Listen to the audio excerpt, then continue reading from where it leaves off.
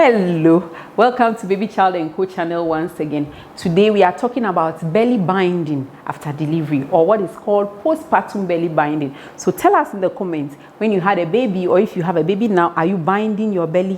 What are you using to bind your belly, and what do you find the effects to be? Is it comfortable? So postpartum belly binding has been around for a long time. It's an ancient practice. It's in the African culture, it's in the European culture as well. They bind their belly, but in those days, whenever the belly was bound, it was advised that you will stay in confinement, you will stay indoors for a specified amount of time. Now we know that when you have a baby, you shouldn't lie in bed, because having a baby puts you at risk of having blood clots in your legs. And when that blood clot moves to your lungs, then you're in trouble. So we don't want you, after having your baby, to bind your belly and stay in bed or stay in confinement, as it is called. You can bind your belly but move about. So this belly binding is the one that you can move about with. The thing to note about belly binding is that it does not help you to lose the weight that you put on during pregnancy. It will not. But a lot of research has shown that it helps you with pain, especially if you have had a cesarean section. It helps with you with pain.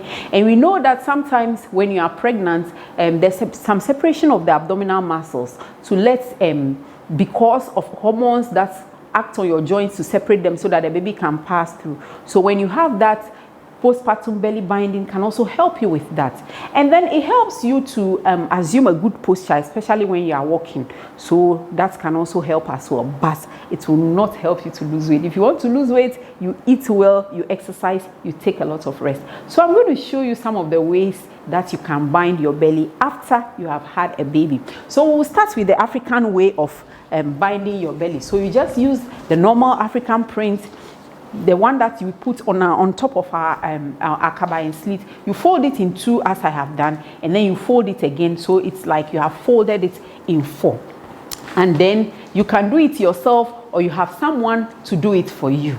So if you are small, the cloth may go up around you maybe 1.5 times, but mostly one time. And then with the cloth folded, you want it to come down a little, and then you tie it. Tie it to be tight, but make sure that you are comfortable. You should be able to breathe, because if you put too much pressure on your abdomen, it's also not good. You don't want things to move. You don't want to have prolapse of your abdominal organs. So tie it, make sure that you are comfortable, you can breathe well, and then you are good to go. So you can tie it, let it be firm, and then you move about your day-to-day activities. Don't lie in bed. So this is how you can tie the African way.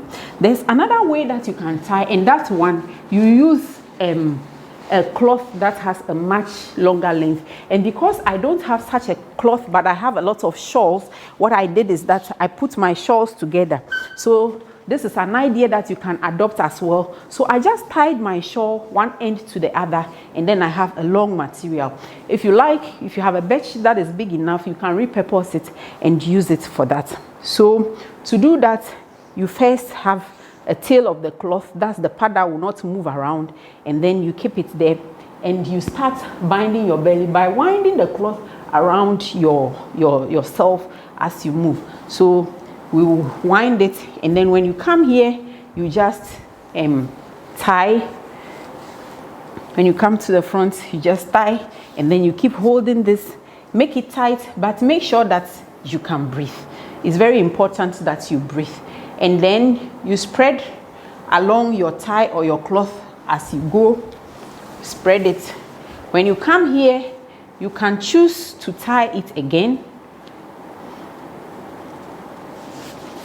And then you hold this, and then you keep tying it. Make sure that it's low enough to cover, so you can spread it.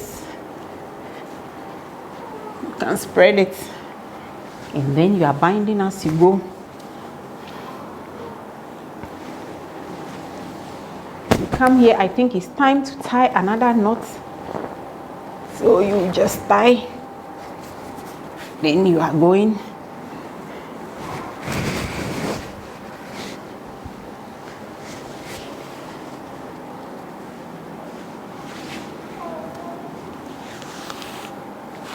Make sure that it is tight, but you should be comfortable.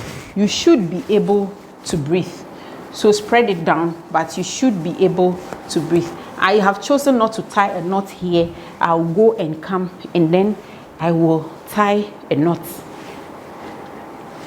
I will tie a knot, and then maybe I can go one more round, and then this comes back and I tie a knot. So someone can do it for you.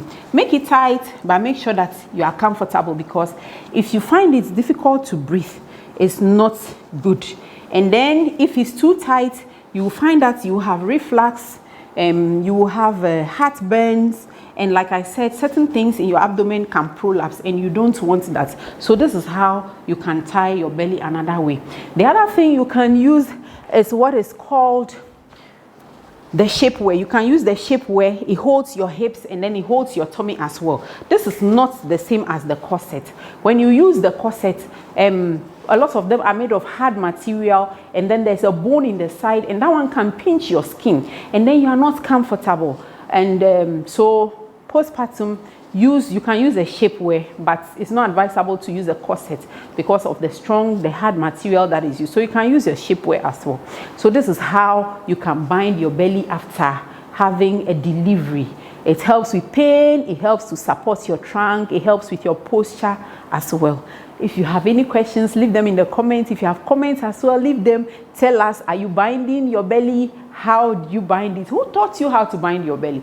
Thank you. Please subscribe to this channel. Bye.